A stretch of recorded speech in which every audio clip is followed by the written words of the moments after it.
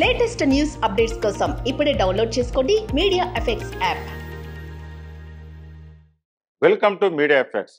కంపెనీల చట్టం 2013లోని సిగ్నిఫికెంట్ బెనిఫిషియర్ ఓనర్ నిబంధనల మైక్రోసాఫ్ట్ సారథ్యంలోని professional networking platform LinkedIn India ఉల్లంఘించింది.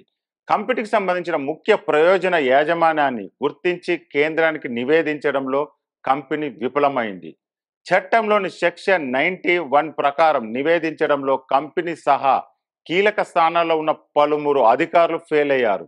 దీంతో మైక్రోసాఫ్ట్ సీఈఓగా ఉన్న సత్య నాదెళ్ల సహా లింక్డ్ఇన్లో పనిచేస్తున్న 8 మంది అధికారులకు కేంద్ర జరిమానా విధించింది.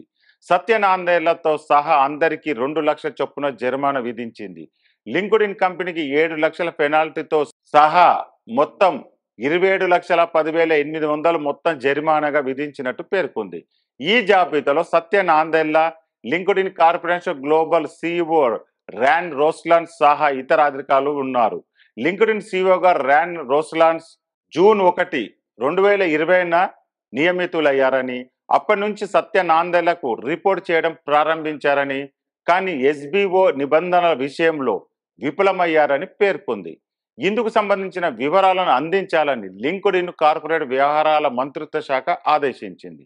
కాగా కంపెనీల చట్ట నిబంధనల ప్రకారం కంపెనీల గణనీయమైన ప్రయోజన యజమాని సమాచారాన్ని కేంద్ర ప్రభుత్వం పంచుకోవాల్సి ఉంటుంది. కానీ ఈ విషయంలో లింక్డ్ఇన్ అధికారులు విఫలమయ్యారు.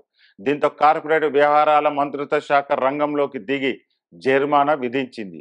కాగా డిసెంబర్ 2016లో లింక్డ్ఇన్ మైక్రోసాఫ్ట్ కొనుగోలు చేసింది.